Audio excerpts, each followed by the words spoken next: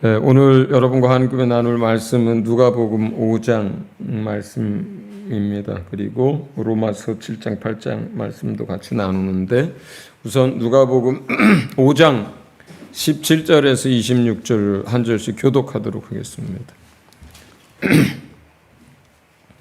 누가복음 5장 17절에서 26절 제가 먼저 읽습니다.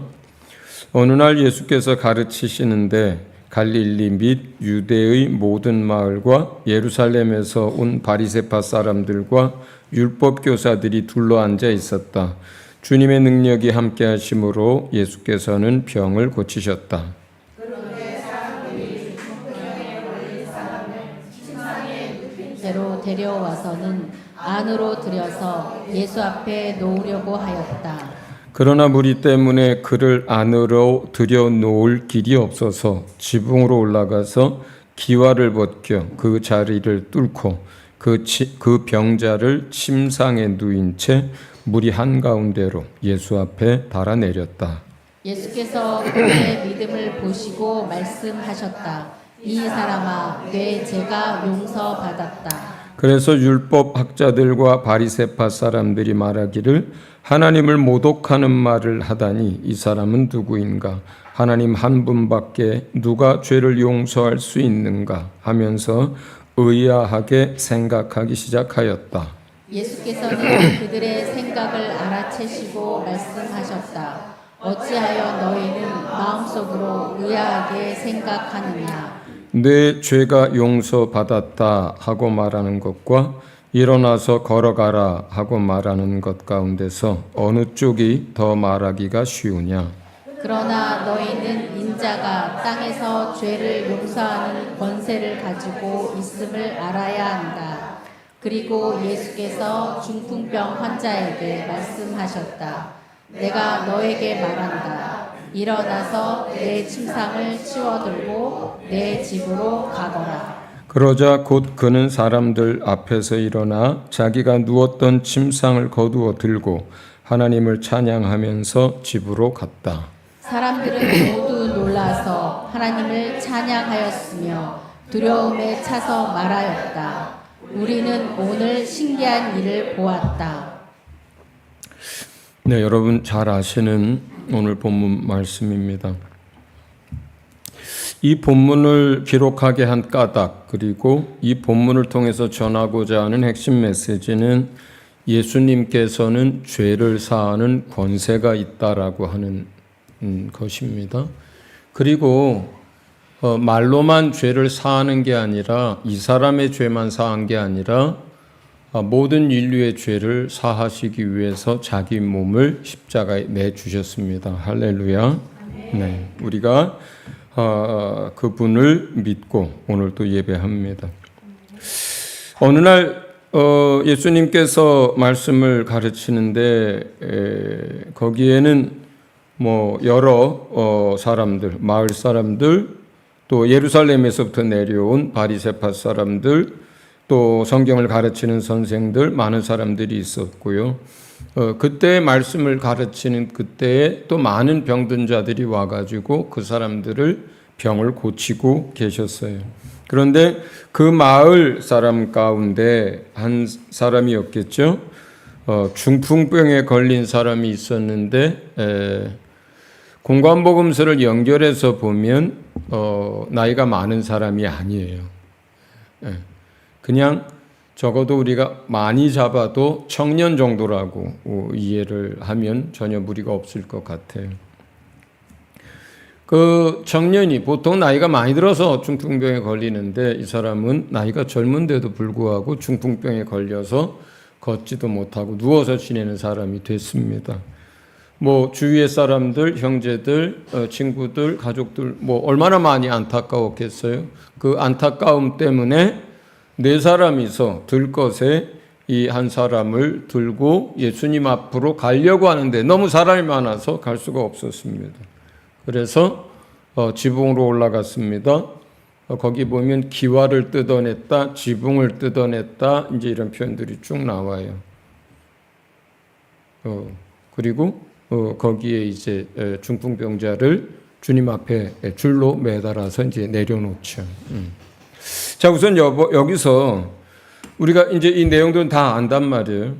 그러니까 이 중풍병자가 고침을 받게 된 그 첫 번째는 뭐냐면 이 중풍병자를 데리고 온 사람들의 믿음이에요. 그러니까 중풍병자 당사자의 믿음이 아니라 뭐 이 중풍병자는 내려와 가지고 뭐 주님한테 자기가 먼저 뭐 죄를 용서해 주세요라든가 내 몸을 고쳐 주세요라든가 이런 아무런 말도 하기 전이에요. 그 사람의 믿음에 대해서는 아무런 단서가 없어요. 고침받기 전까지는. 그런데 주님이 또 기록한 대로 우리가 그대로 본다면 그 중풍병자를 지붕을 뜯어내고 거기를 줄로 내려놓는 그 사람들의 믿음 때문이라 그래요. 그러니까 우리가 이 성경을 읽고 또 주님을 알아가다 보면 주님은요, 어떻게 해서든지 복줄 핑계, 어떻게 해서든지 우리에게 좋은 걸 주시고 구원하실 조건, 어떻게 해서든지 그걸 찾아내려고 아주 애를 쓰시는 분 같아요. 네. 보통 우리는 당사자의 믿음이 가장 중요하잖아요. 각각 회개하고 구원을 얻는 거잖아요. 네. 그런데 여기서 주님은 분명하게 뭐라고 얘기하시냐면 또 기록자는 그 중풍병자를 데리고 온 사람들의 믿음에 사실은 주님이 감탄을 했어요. 예. 그 집안에 난리가 났겠죠, 사실은. 뭐 갑자기 지붕이 막 구멍이 뚫리기 시작하더니 흙덩이 떨어지지, 기와장 떨어지지, 막 먼지 풀풀 떨어지지, 그 밑에 있던 사람들 다 난리가 나가지고 다 피하면서 집주인은 내가 집주인이라면 그냥 바깥으로 뛰어나와가지고 뭐 누가 내 집을 이러냐고부터 해서 어디 그 사람만 그러겠어요. 도대체 사람들이 막 뭐라고 하고 난리 나고 또 나중에 다 변상해야 되고 그럼에도 불구하고 남의 집을 뜯어서라도 내려놓을 때는 어떤 믿음이 있는 거예요? 주님 앞에 이 사람을 내려놓으면 주님이 고쳐주실 거라고 하는 확실한 믿음이 없고서야 이런 무모한 짓을 하지 않죠. 뭐 죽기 살기로뿐만 아니라 뭐 4배, 20배로 변상할 각오 다 하고 욕먹을 거 각오 다 하고 근데 주님이 감동을 받으신 거예요. 그 믿음에 여러분 같으면 감동 안 받겠어요? 감동 받을 것 같아요. 교회 목사가 어떤 성도가 이렇게 물 건너고 산 건너고 막 죽기 살기로 예배하겠다고 나오면 감동 받을 것 같아요. 뭐 나가지 말라고 하는 남편 머리도 다 싹둑싹둑 자르고 막 잡아 패도 막 쥐어 터진 상태에서 머리 잘려가지고 예배하겠다고 교회 나오면 진짜 절할 것 같아요. 감동받아서. 첫 번째는 주님이 그 네 사람의 믿음에 감동하셨어요. 그래서 이제 그 젊은 청년을 인생의 문제를 해결하고 그리고 병을 고칠 마음을 잡수신 거죠. 먹은 거죠. 두 번째는 이 중풍병자의 믿음이에요. 아무리 그래도 누구의 믿음이 있어야 하는 거예요? 당사자의 믿음이 있어야 하는 거예요. 아무리 가족들이 힘을 다해서 데리고 오고 또 하나님 앞에 앉혀놓고 다 할 수 있지만 그러나 결국은 각각이 주님 앞에 서는 것이고 그 사람에게 믿음이 있어야 하는 거예요. 두 번째 역사는 이 중풍병자 당사자의 믿음에 의해서 역사가 일어납니다. 일어나서 내 자리를 들고 걸어가라 할 때 그 말씀에 의지하여 일어납니다. 움직입니다. 다리에 힘을 줍니다. 허리로 일어나려고 힘을 줍니다. 믿음이 없다면 그냥 그 자리에서 힘도 안 씁니다. 그 말씀하신 그분에 대한 믿음이 없다면 아무 행동도 하지 않습니다. 예. 나는 못 움직여.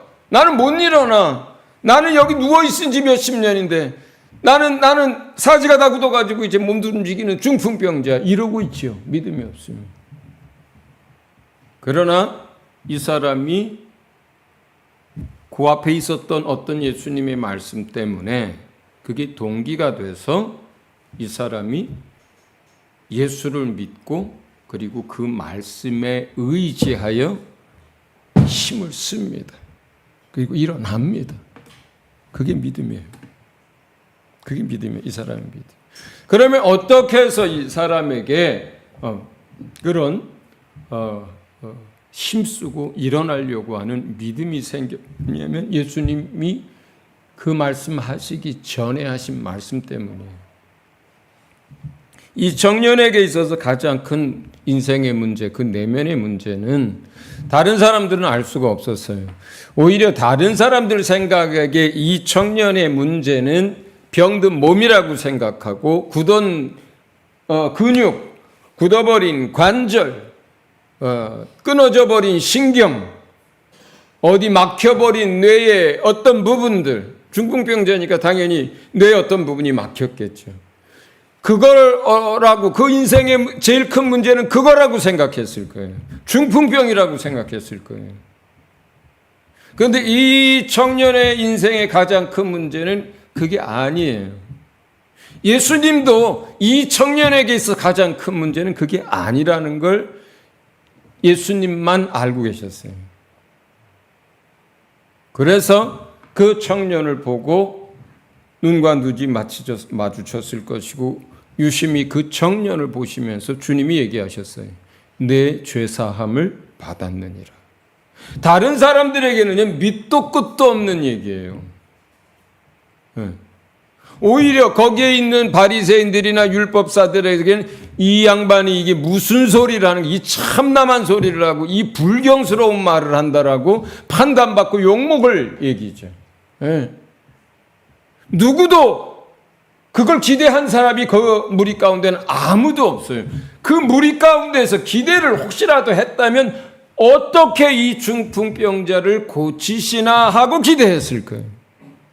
그런데 예수님은 청년에게 그 질병에 대해서 단 한마디나 어떤 언질도 하기 전에 내 죄사함을 받았느니라 라고 선포합니다.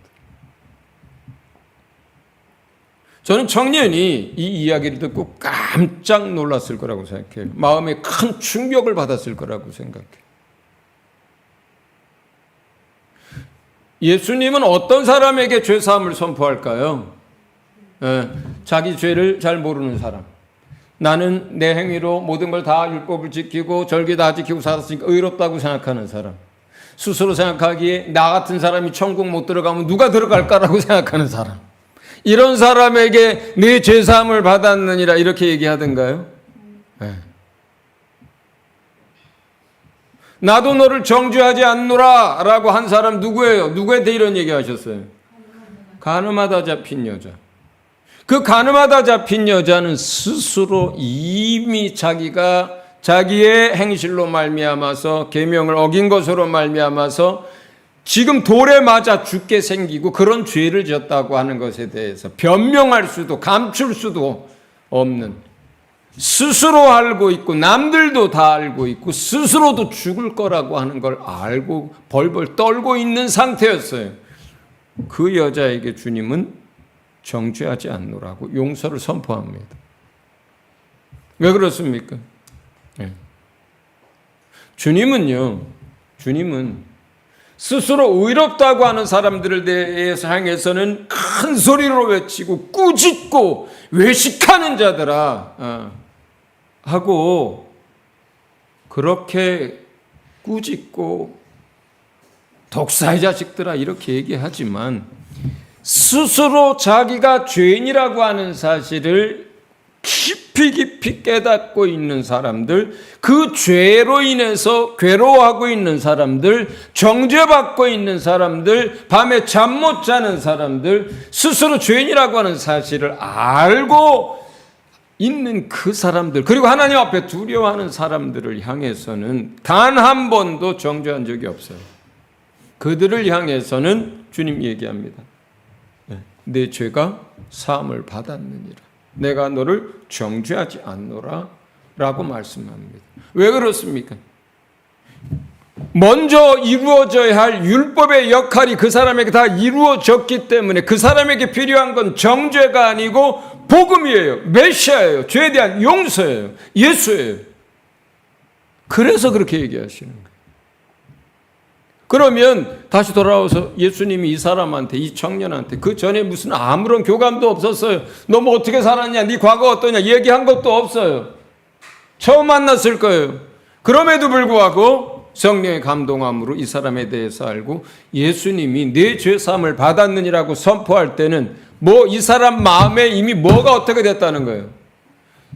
스스로 죄인인 걸 알 뿐만 아니라 정죄받고 있고 그것으로 인해서 고통받고 있고 후회하고 있고 눈물을 흘리고 있고 그것 때문에 형벌받았다고 생각하고 있기 때문일 거란 말이에요.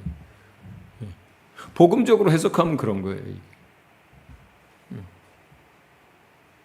근데 아무도 몰라요. 사실은 그 사실에 대해서.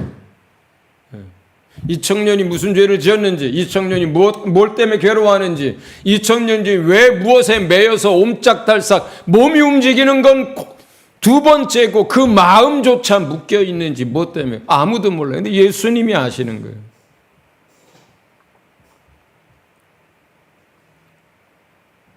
우리도 몰라요.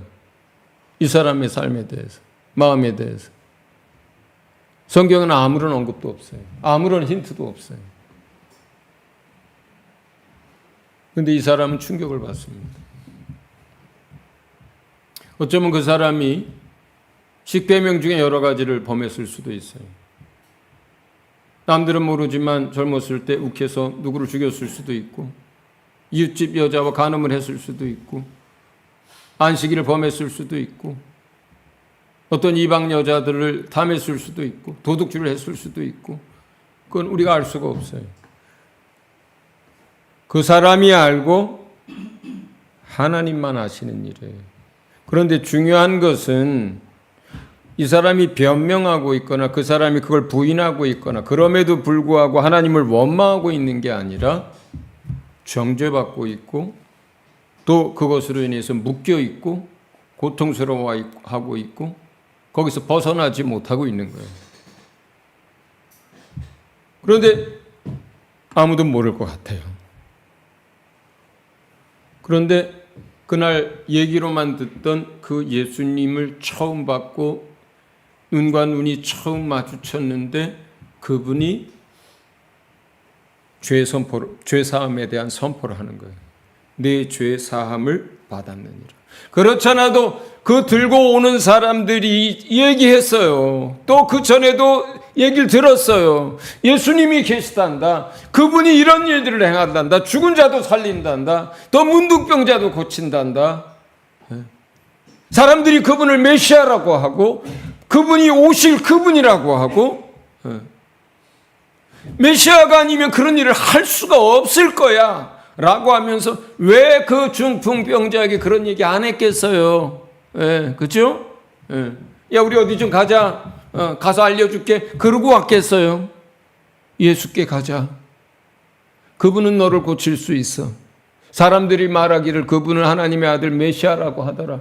이렇게 들었을 거란 말이에요. 그런데 그분이 내 마음을 들여보고 아무도 모르는 나의 인생의 문제가 죄의 문제라는 걸 알고 죄사함을 받았다라고 선포할 때 얼마나 놀랬겠냐고요. 그러면서 그때 믿음이 생겼겠죠.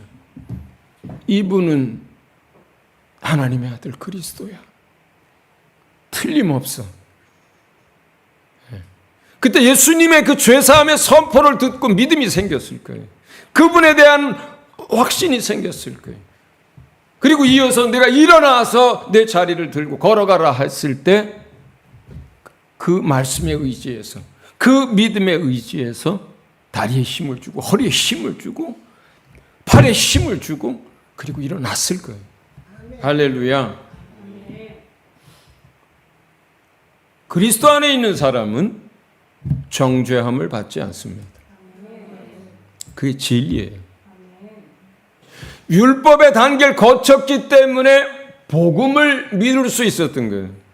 여러분이 그 율법의 단계를 어떻게 거쳤는지 확실하게 아는 사람도 있고 그냥 밋밋하게 아는 사람도 있어요. 그러나 중요한 것은요, 세상에 죄를 많이 지어서 그 율법의 단계를 확실하게 거쳤든 깨끗하게 살았지만 양심에 자기가 죄인이라는 걸 알아서 죄인인 걸 고백하고 율법의 단계를 거쳤든 예수님을 믿는 사람은요, 전부 율법의 단계를 다 거친 사람들이에요. 그러지 않으면 예수를 믿을 이유가 없어요. 왜 믿어요? 자기가 죄인이라고 생각하지 않는데 왜 예수를 믿어요? 회개할 게 없는데 왜 예수님을 믿어요? 그렇잖아요. 예수님이 누굽니까? 내 죄를 위해서 죽으시고 부활하신 분이잖아요. 예수가 뭐예요? 그 이름조차도 자기 백성을 죄에서 구원할 자라는 거잖아요. 스스로 죄인이라고 여기지 않는 사람 예수 안 믿습니다. 믿을 이유가 하나도 없어요. 그러니까 여기 예수 믿는 사람들은 전부 율법의 단계를 다 거친 사람들이에요. 그리고 복음 안에 있는 사람들이에요. 예수 안에 있는 사람들이에요. 예수 안에 있는 사람들에게는 정죄함이 없어요.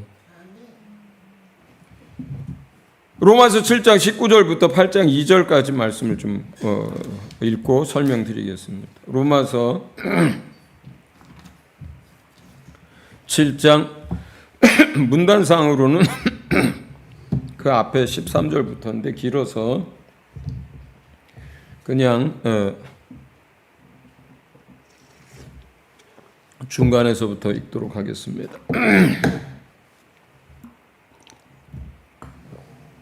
제가 먼저 19절부터 읽겠습니다.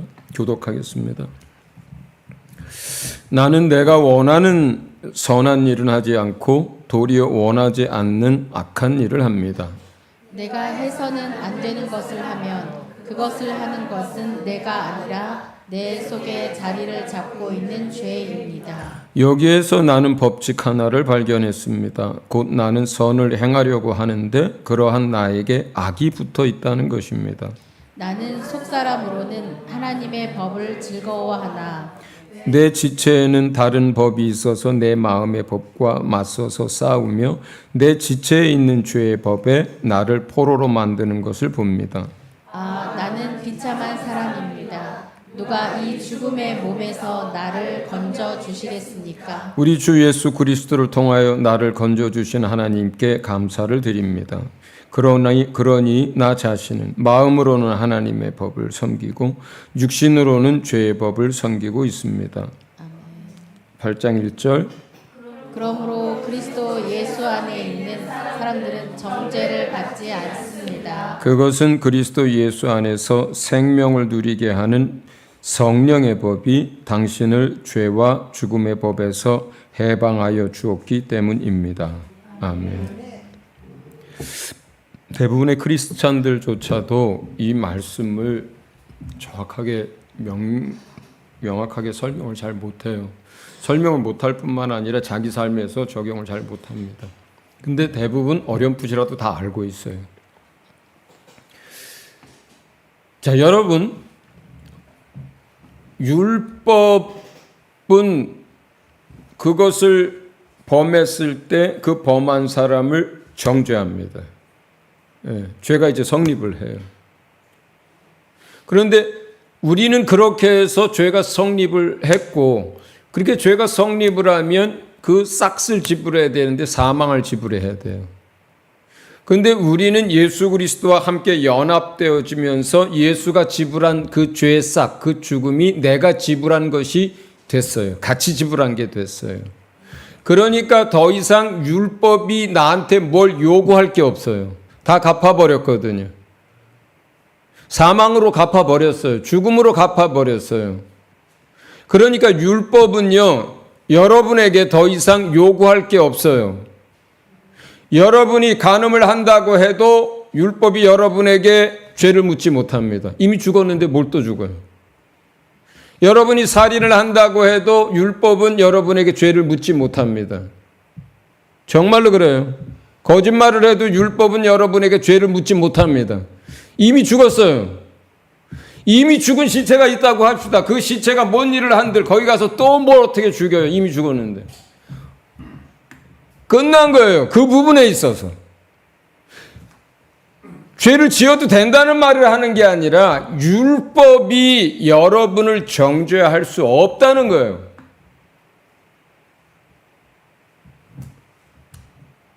율법은 더 이상 여러분에게 뭘 내놓으라고 요구할 수가 없어요. 이미 그리스도 안에 있으면 이미 그거 다 지불한 거거든요. 그렇게 죽은 여러분은 그 다음부터 어떻게 여러분의 마음이 영이 거듭나면서 어떤 사람들이 되느냐? 마음으로부터 하나님을 따라 살기 원하고 하나님을 사랑하는 사람이 되기 원하고 하나님 그 완전한 법대로 사는 사람이기를 원해요. 네. 단 한 사람도 예외 없이 여기 있는 사람 다 똑같습니다. 여러분이 정말 원하는 거, 세상에서 나쁜 짓 하고 죄 짓는 거 여러분 원하는 사람 하나도 없어요. 만약에 아직도 여러분 안에 진실로 뭔가 그런 걸 원하고 있다, 거듭나지 않은 거예요, 그냥. 단순해요. 여러분이 원하지 않는데도 불구하고 거짓말할 수도 있고, 원하지 않는데도 불구하고 어떤 일에 휘말려서 내가 어떻게 잘못해가지고 던진 게 사람 죽게도 할 수 있고, 원하지 않는데도 불구하고 뭔가 잘못을 할 수는 있어요. 근데 여러분의 마음이 정말 원해서 어떤 것들을 죄를 짓는다 그러면 거듭난 게 아니에요. 영이 거듭난 게 아니에요. 그냥 교회 다니는 거예요. 자, 그러면 우리가 내 행위로 어떤 죄를 지었어요. 그럼 누가 하는 거냐? 내가 하는 게 아니라고 하는 거예요. 여기서 나라고 하는 것은 내 마음과 내 중심, 내 영혼을 말해요. 내가 한 게 아니라는 거예요. 그 누가 했냐? 내 육체 그리고 그 안에 있는 죄의 본성이 했다라고 하는 거예요. 사도 바울은. 이걸 명확하게 우선 구분할 수 있어야 돼.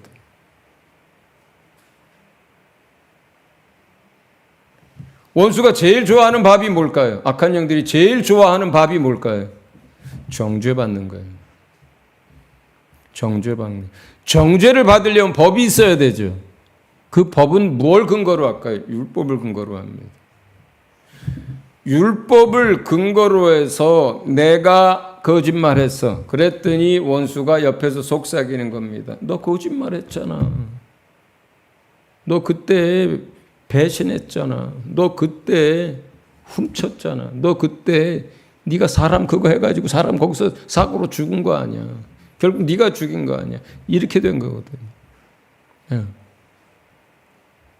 원수가 제일 원하고 제일 사람들을 올가매고 속이기 쉬운 게 내가 마음과 내가 정말로 원해서 한 것이 아니고 내 육체 안에 있는 죄성이 내 육체를 가지고 내 입술을 가지고 내 손을 가지고 한 그 일을 내가 했던 걸로 뒤집어 씌우는 거예요. 그리고 정죄받게 하는 거예요. 그게 원수가 제일 인간을 넘어뜨리려고 할 때 쓰는 거예요. 자, 근데 완전하게 분리되어 있습니다. 하나님의 자녀의 영을 가지고 거듭난 사람은 마음으로부터 영으로부터 중심으로 자기가 원해서 죄 짓지 않습니다. 죄 지을 수 없는 존재예요. 만약에 내가 중심으로 내 마음으로 내 영혼이 정말로 죄를 짓고 싶어서 그렇게 했다? 그건 문제가 심각해져요. 거듭난 사람인데 그렇게 했다? 심각해져요. 그거는. 근데 그게 아닌 거예요. 여러분이 말로 누구에게 실수했다 그래요. 그거 여러분이 한 게 아니에요, 사실은. 여러분이 자동차 운전하다가 어떻게 해서 뭐 사람 죽였다. 그거 여러분이 원해서 한 게 아니에요. 순간적으로 어떻게 잘못하면서 내가 다른 사람의 손에 끼치고 내 이익을 보호하느라고 그랬다. 그래도 그거 여러분이 한 거 아니에요. 내가 말하는 여러분이라고 하는 것은 여러분의 영혼이 정말로 원해서 그 일을 한 게 아니란 뜻이에요. 누가 했느냐? 여러분의 육체 가운데 있는 죄의 본성이 여러분의 입술을 통해서 하고 여러분의 행동을 통해서 하고 그 순간에 하게 한 거예요. 일단 이거 두 가지를 분리시킬 수 있어야 돼요. 분리시킬 수 있어야 돼요. 이거는 대부분이 분리가 안 돼요. 크리스찬들이 이렇게 뒤섞여 있어요. 이렇게. 그럼 바로 정죄로 넘어갑니다. 바로 정죄로 넘어가요. 자, 분리가 된 다음에는요. 두 번째로 하는 게 뭐냐면 그렇게 해서 내가 육체가 어떤 잘못을 저질렀어. 그러면 그 행위에 대해서 그 일에 대해서 우리의 대제사장이고 자기 자신을 대속물로 내어주신 예수님 앞에 그 문제를 가지고 가는 거예요. 내가 원하지 않았고 내가 계획하지 않았고 내가 하려고 하고 내가 정말로 원한 것은 아니지만 그러나 이 몸도 내 것이고 내 삶의 일부인데 내가 그때 원하지 않지만 거짓말했습니다. 원치 않지만 음란한 일을 했습니다. 원치 않지만 훔쳤습니다. 원치 않지만 다른 사람에게 손해를 끼쳤습니다. 원치 않지만 다른 사람들 앞에 내가 말로 심한 상처를 줬습니다. 라고 하면 내 안에 계신 성령을 따라 사는 걸 계속 연습하는 거예요. 자, 우리가 그리스도의 심판대 앞에서든 백보자 앞에서든 우리를 심판할 때 기준이 되는 것은 율법이 아니에요. 율법이 아니에요. 그걸 놓고 너 행위가 이랬으니까 너 이랬으니까 그 법에 의거해서 재판할 때 재판정에서 법을 가지고 근거해서 재판하잖아요. 근데 그 율법이 아니에요. 율법이 아니에요. 믿음이 있느냐 없느냐 물론 참 믿음입니다. 믿음이 있느냐 없느냐가 첫 번째 재판의 근거고요. 두 번째는요. 성령을 따라 살았느냐 육체를 쫓아갔느냐예요.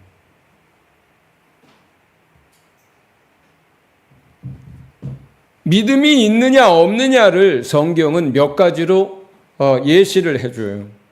예를 들어서 양과 염소를 가르는데 거기서 기준이 뭐예요? 세 계명이에요. 사랑이에요. 사랑하라고 하는 것을 했느냐 안 했느냐예요. 그게. 근데 야고보서에 따르면 이건 뭐예요? 행위 심판이 아니라 그 믿음이 진실하냐 아니냐를 그 사람의 말이 아니라 그 사람의 삶을 보고 그 사람의 믿음이 진실한가 아닌가를 판단한다는 뜻이에요. 그래서 양과 염소의 심판도 그건 뭐예요? 믿음을 보시는 거예요. 네. 야고보서의 이야기도 믿음을 보는다는 뜻이에요. 자, 그렇기 때문에 우리가 하나님 앞에 섰을 때 믿음이 있느냐 없느냐, 참 믿음이 있느냐 없느냐 이걸 하나 보는 거고요. 첫 번째가. 두 번째는요. 그리스도인들에게서 보는 거는 성령을 따라 사는 사람이었느냐, 그 인생 동안 육체를 따라 계속 살아갔느냐예요. 단회적인 한 가지의 사건을 놓고 판단하는 게 아니라 그 삶을 놓고 그 종국을 보시는 거예요. 그거는. 육체의 소욕을요, 가끔 따라갈 수도 있어요. 넘어갈 수도 있어요. 그런데 그렇게 계속 가다 보면 결국 어디로 간다 그래요? 사망으로 간다 그래요. 성령을 따라가는 것이 어려울 수도 있고, 처음에는 어색할 수도 있고, 실수할 수도 있지만, 성령을 따라 살려고 마음 먹고, 계속 예수 안에서 그렇게 하면은 계속 아름다운 열매를 맺는 삶을 살아가요. 예. 그래서 로마서 지금 우리가 읽은 그 다음에는 그러면 법이 없느냐, 법이 없는 사람이냐, 율법과 이제 아무런 상관이 없는 사람이 됐으면 이제 법 없이 사는 사람이냐, 그렇지 않다는 거예요. 생명의 성령의 법을 따라 살도록 우리에게 그 길을 열어주셨고, 너희가 그래서 그 성령을 따라 살면 영원한 생명을 얻고 약속한 모든 것을 얻는 것이고, 만약에 너희가 율법에서 해방된 상태에서 그냥 육체를 따라 살면 결국은 사망한다는 거예요. 자, 그런데 지금 이 중풍병자의 본문을 놓고 오늘 이 시간 우리에게 전하는 메시지는 이거예요. 그렇기 때문에 예수 그리스도 안에 있는 사람은 정죄를 받지 않습니다. 정죄를 받지 않는다는 얘기는 그 영혼이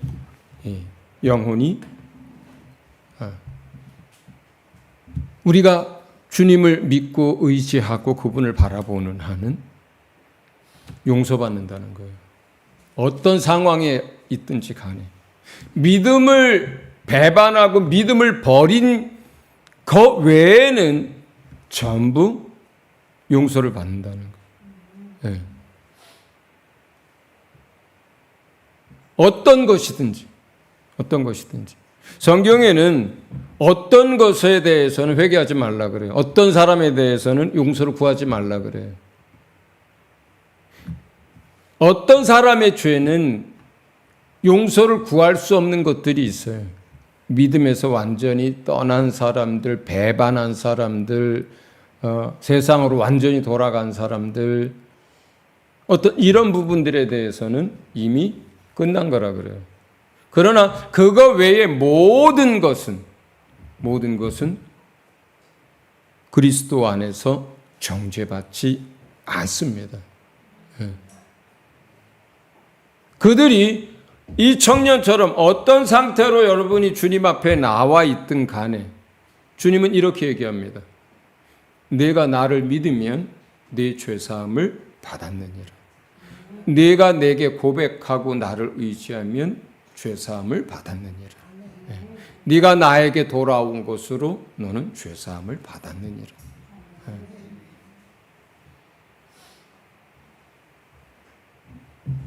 이게 복음의 능력이에요.